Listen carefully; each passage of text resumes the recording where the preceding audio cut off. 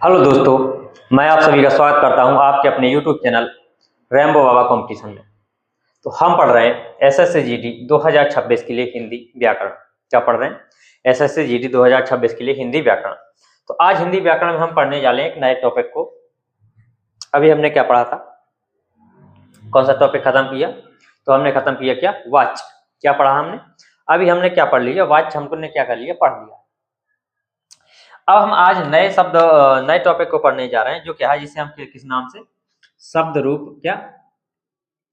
शब्द रूप, या किस नाम से? शब्द विचार। शब्द विचार के नाम से हम जानते हैं।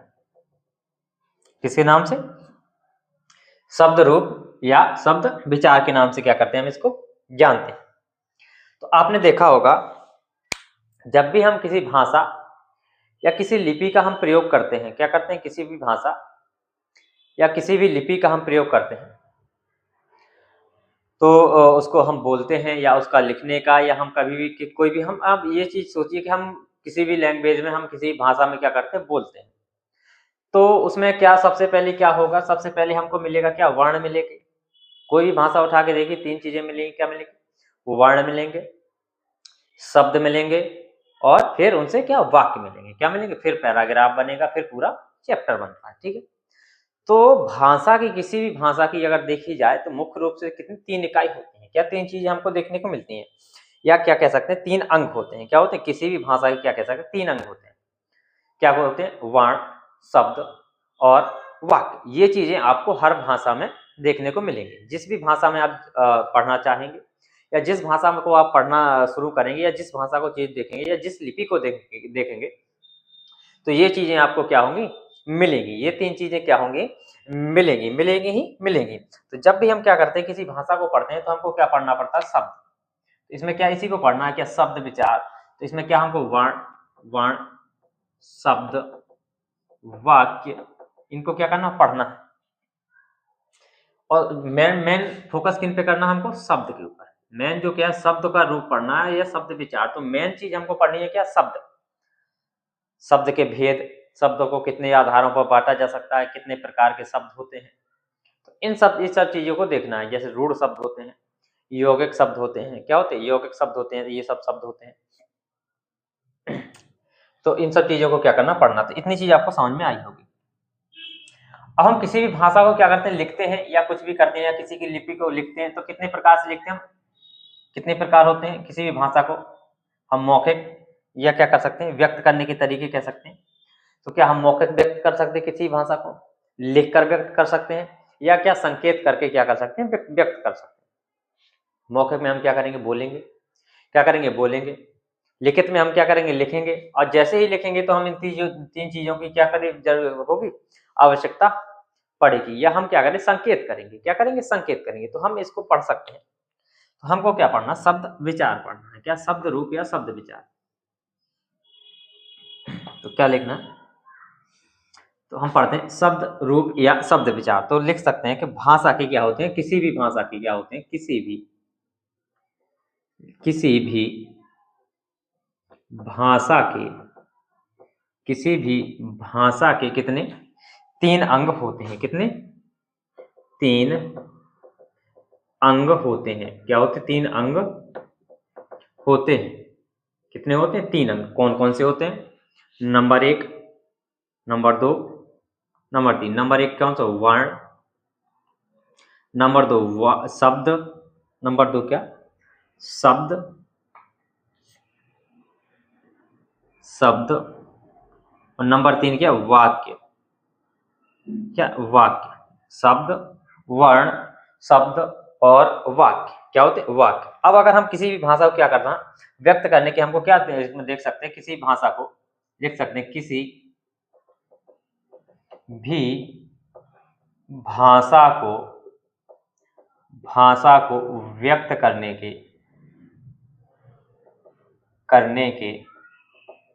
तरीके भी कितने हैं? वे भी कितने? तीन हैं। कौन कौन से? मौखिक, मौखिक। दूसरा कौन सा? लिखित, लिखित। नंबर तीसरा कौन सा? सांकेतिक। कौन सा? सांकेतिक। मौखिक में हम बोलकर, लिखित में हम क्या, लिखित जैसे ही हम क्या करेंगे तो हमको इन तीनों चीजों को क्या करना होगा? हमको पढ़ना पड़ेगा। क्या करना होगा? इन तीनों चीजों को क्या करना होगा? हमको पढ़ना पड़ेगा। ठीक है। संकेत में हम क्या कर सकते हैं? संकेत कर सकते हैं। चलिए हम एक एक चीज को उठाते हैं, एक एक चीज को हम क्या करते हैं? पढ़ते हैं। चलिए हम सबसे पहले पढ़ते हैं वर्ण। वर्ण को क्या करते हैं? पढ़ते हैं। तो बताइए वर्ण क्या होते हैं? वर्ण की परिभाषा क्या होगी? वर्ण हम किसे कहेंगे? बताइए वर्ण हम किसे कहेंगे? वर्ण की परिभाषा क्या होगी? क्या होगी? वर्ण किसे कहते हैं? वर्ण तो कहेंगे वर्ण क्या है? एक ऐसी भाषा की, या ये क्या है? कहेंगे एक भाषा की क्या है? सबसे छोटी इकाई होती है। वर्ण जो होता है वो क्या होता है? भाषा की क्या होती है? सबसे छोटी इकाई होती है। अब सबसे छोटी इकाई में क्या दो चीजें आ जाती हैं। अब यहीं पे कंफ्यूजन हो जाता है कि पूछा जाता है कि भाषा की इसमें सबसे छोटी लिखित इकाई और भाषा की सबसे छोटी इकाई क्या होती है। अगर पूछा जाए भाषा की सबसे छोटी इकाई क्या है, तो कहेंगे हम ध्वनि। क्या कहेंगे? ध्वनि। और यदि कहा जाए कि भाषा की सबसे छोटी कैसी लिखित इकाई क्या है, तो वो क्या है? वर्ण है। क्या है? भाषा की सबसे छोटी लिखित इकाई क्या है? तो वर्ण है। अगर ऐसे पूछा जाए कि भाषा की सबसे छोटी इकाई क्या है, तो वो क्या है? ध्वनि होती है। क्या होती है? ध्वनि होती है। तो इसको लिख सकते हैं कि वर्ण क्या है? ये क्या होती है? हिंदी भाषा की क्या सबसे छोटी इकाई होती है। ये क्या लिख सकते हैं? इसकी हिंदी वर्ण, हिंदी हम हिंदी पढ़ रहे हैं तो हिंदी में हिंदी भाषा की सबसे क्या होती? छोटी इकाई होती है। कैसे? सब भाषा की सबसे छोटी कैसी? सबसे, हाँ सही तो लिख रहे हैं, भाषा की सबसे छोटी लिखित इकाई, छोटी लिखित इकाई होती है। लिखित इकाई होती है। क्या होती है? वर्ण। वर्ण क्या होता है? भाषा की सबसे छोटी लिखित इकाई होती है। ठीक है, ये चीज आ गई हमारी। ठीक है, अब इतनी चीज समझ में आ गई। अगर क्या पूछा जाए? अगर पूछा जाए कि भाषा की सबसे छोटी इकाई क्या? भाषा, भाषा की सबसे क्या छोटी इकाई, छोटी इकाई, तो वो क्या होती है? ध्वनि होती है। वो क्या होती है? ध्वनि। इसमें बिल्कुल कंफ्यूजन नहीं होना है। अगर लिखित पूछे तो बताना है हमको क्या? वर्ण। लिखित पूछे तो हमको क्या बताना? वर्ण। यदि पूछे भाषा की सबसे छोटी इकाई, तो क्या कहेंगे? ध्वनि होती है। ठीक है। अब जो वर्ण होता है इसका क्या कोई अर्थ होता है? कोई वर्ण का कोई अपना अर्थ है? तो कहेंगे कि वर्ण होते हैं इनका अपना कोई अर्थ नहीं होता। क्या होता है? इनका कोई अपना अर्थ नहीं होता। तो इतनी चीजें हम उनको वर्ण में पढ़नी है। तो लिख सकते हैं कि वर्ण का, क्या लिख सकते हैं? वर्ण का अपना, वर्ण का अपना कोई अर्थ नहीं होता है। नहीं होता है। ठीक है। क्या होता है? वर्ण का अपना कोई अर्थ नहीं होता है। ठीक है, इतनी चीज आपको समझ में आ गई होगी। ठीक है, अब चलते हैं, वर्ण पढ़ लिया, अब हम चलते हैं शब्द की ओर। किसकी ओर? शब्द की ओर। वर्ण से बनेंगे क्या? शब्द। तो चलिए अब हम देखते हैं शब्द की ओर। शब्द की ओर देखते हैं, शब्द की परिभाषा को देखते हैं और शब्द को समझते हैं कि शब्द क्या है। शब्द क्या है? किसे कहेंगे हम शब्द? चलिए बताइए शब्द किसे कहेंगे? क्या होता है, क्या होते हैं शब्द? बताइए शब्द। लेटिन डालिए शब्द। शब्द तो कहेंगे कि जो वर्ण होते हैं वो ही क्या होते हैं? मिलकर क्या बनाते हैं? शब्द बनाते हैं। क्या बनाते हैं? जो वर्ण होते हैं वो ही मिलकर क्या बनाते हैं? शब्द बनाते हैं। और शब्द क्या होगा? शब्द जो होगा तो उसका क्या होगा? एक सार्थक अर्थ होगा। जो शब्द होगा वो कैसा होगा? सार्थक होगा। सार्थक का मतलब उसका क्या होगा? एक अपना अर्थ होगा। किसका होगा? जो शब्द होगा। तो क्या कह सकते हैं? तो एक तो पहली बात, जो शब्द होगा वो क्या होगा? वर्णों का क्या होगा?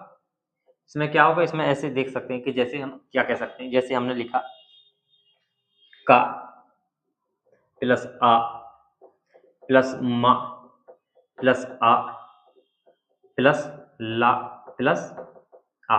तो अब इसमें ये क्या है? ये वर्ण है सारे के सारे। ये क्या है, ये सारे के सारे क्या हैं, वर्ण है। क्या है, वर्ण है। अब इन्हीं वर्णों के मिलने से क्या बनता है, जैसे हमने लिखा, इनको मिलाने के बाद क्या बना, ये कमल बना। तो ये क्या होगा, हमारा शब्द हो जाएगा। शब्द हो जाएगा, ये क्या हो जाए, कमल जो लिखा हमने, ये क्या एक शब्द बन गया। ठीक है, तो क्या कह सकते हैं, ये पहली बात तो क्या है कि जो शब्द होते हैं वो क्या होते हैं, वर्णों का ये क्या वर्ण है। तो इनका क्या है, एक ये वर्ण समूह है, वर्ण समूह है। तो वर्णों का क्या होता है, समूह होता है। तो जो शब्द होते हैं पहले तो लिख सकते हैं, वो क्या होता है, वर्णों क्या क्या होता है, समूह होता है। जो शब्द होता है वो क्या होता है, वर्णों का समूह होता है। अब वर्णों का समूह कैसा होगा, तो वर्णों का समूह जो शब्द होते हैं उनका क्या होता है, एक अर्थ होता है। क्या होता है, अर्थ होता है। तो वर्णों का ऐसा समूह कैसा, सार्थक समूह। कैसा, सार्थक, जिसका क्या हो, अर्थ हो, सार्थक समूह। वर्णों का कैसा, सार्थक समूह क्या कहलाता है, शब्द कहलाता है। क्या कहलाता है, शब्द कहलाता है। तो इसकी परिभाषा लिख सकते हैं हम, क्या लिख सकते हैं कि वर्णों का या वर्णों के सार्थक समूह को क्या कहते हैं, हम शब्द कहते हैं। क्या कहते हैं, वर्णों के सार्थक, वर्णों के सार्थक समूह को, वर्णों के सार्थक समूह को क्या कहते हैं, वर्णों के सार्थक समूह को क्या कहते हैं, हम शब्द कहते हैं। शब्द कहते हैं, कहते हैं। उदाहरण में वैसे ही फिर से लिख सकते हैं। उदाहरण में जैसे जैसे हमने लिखा, आ प्लस का प्लस आ प्लस सा प्लस आ। तो ये क्या है, वर्ण है। ये इनका समूह क्या है, ये क्या मिलके बनाएगा, आकाश बनाएगा। क्या बना इनसे मिलके, आकाश बना, जो क्या होगा, एक शब्द होगा। क्या होगा, शब्द होगा। जैसे और देखते, आ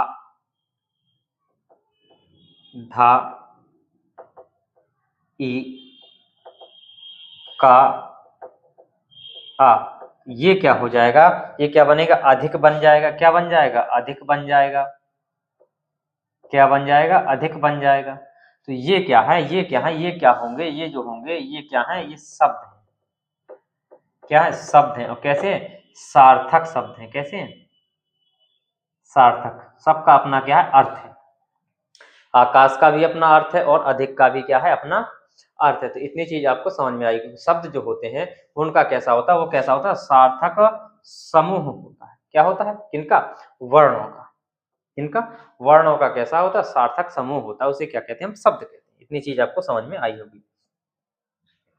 इसमें लिख सकते हैं और एक दो चीजें लिख सकते हैं कि क्या,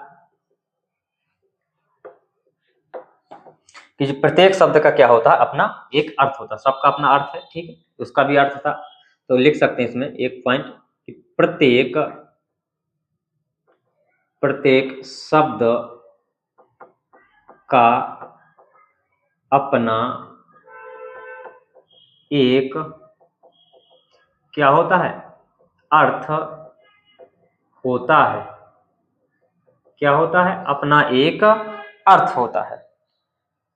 क्या होता है, अर्थ होता है।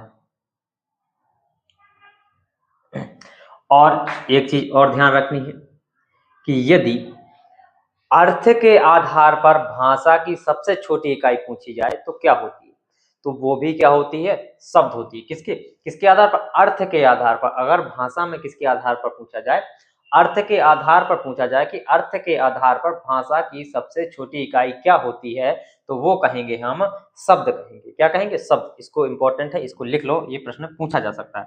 क्या लिख सकते हैं कि अर्थ के आधार पर, किसके, अर्थ के आधार पर, के आधार पर, किसके आधार पर, अर्थ के आधार पर, अर्थ के आधार पर हिंदी भाषा की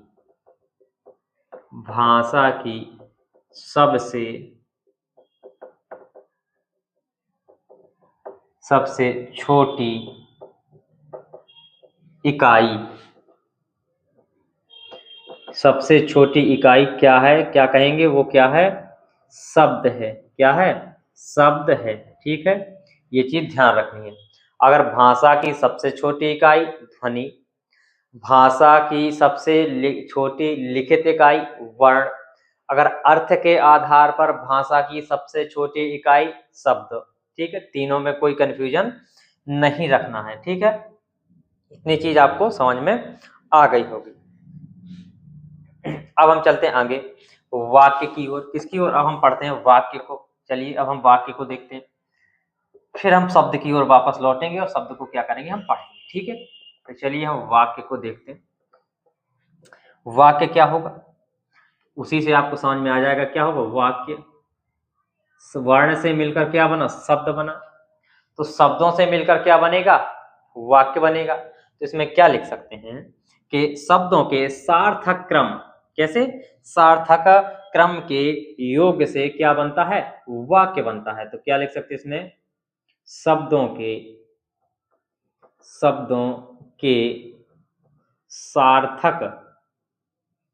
सार्थक क्रम के योग से क्या बनता है, योग से वाक्य का, योग से क्या होता है, वाक्य का निर्माण होता है, निर्माण होता है। क्या होता है, वाक्य का निर्माण होता है। ठीक है, कैसे होता है, उदाहरण देखते हैं हम। जैसे उदाहरण में हम समझते हैं कि सार्थक और निरर्थक का क्या मतलब निकलता है। तो जैसे हम लिखते हैं मोहन, वाक्य लिखते हैं मोहन चला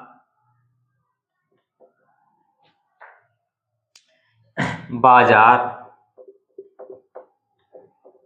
गया। तो अब ये क्या है, इनका कोई क्या है, ये अर्थ तो है सबका, लेकिन क्या है, क्रम नहीं है। क्या है इनका, सार्थक तो मोहन का मोहन, चलना का चलना, बाजार का बाजार, गया का गया, सभी शब्द का अपना अर्थ है, लेकिन क्या है, क्रम नहीं है। क्या है इसमें, इस वाक्य में क्या है, क्रम नहीं है। तो कैसा, सार्थक क्रम, कैसे, सार्थक क्रम से, कैसे, जो वाक्य होगा उसका क्या होगा, एक सार्थक क्रम होगा। क्या होगा, क्रम होगा, तभी क्या होगा, वाक्य का निर्माण बनेगा। तो क्या होगा इसका क्रम, इसका क्रम होगा क्या, कि मोहन क्या हुआ, मोहन कहाँ चला गया, बाजार चला गया। मोहन बाजार चला गया। कहाँ चला गया, तो मोहन कहाँ चला गया, कहेंगे कि मोहन बाजार चला गया। तो ये वाक्य होता है। आपको इतनी चीज समझ में आई होगी। अब चलिए हम शब्द के भेदों की ओर या शब्द का वर्गीकरण करते हैं, कितने आधार पर शब्दों को बांटा गया है। चलिए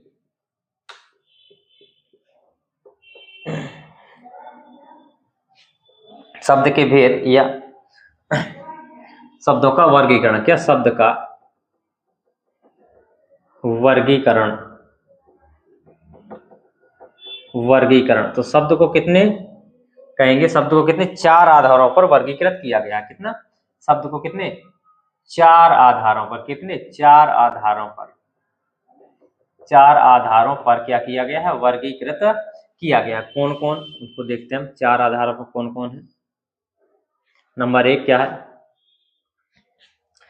रचना या व्युत्पत्ति। किसके आधार पर, रचना या क्या कह सकते, व्युत्पत्ति, रचना या व्युत्पत्ति के आधार पर, नंबर एक। नंबर दो, किसके आधार पर,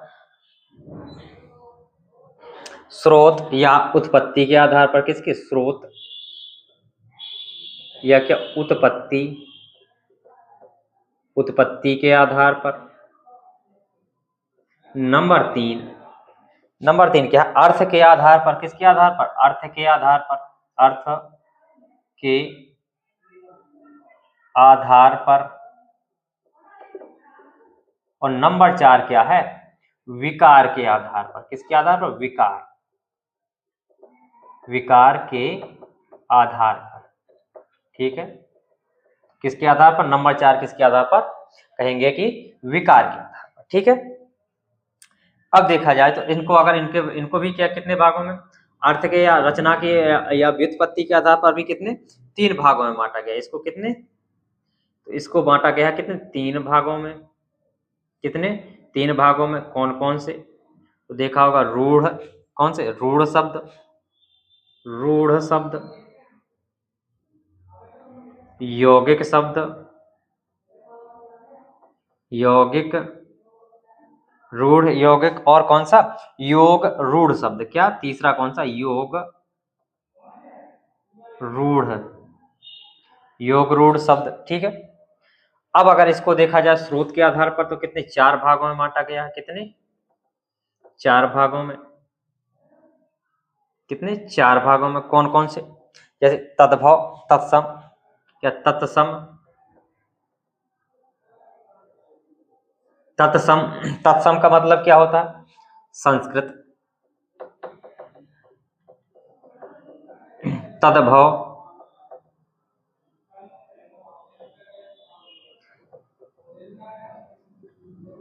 तद्भव मतलब क्या, हिंदी वाले। ठीक है। और कौन से, देशज, विदेशज। चौथे में कौन सा, विदेशज, देशज शब्द, विदेशज शब्द। और एक और जोड़ लिया जाता है इसमें ऐसे, तो वो उसको क्या बोलते हैं, संकर शब्द।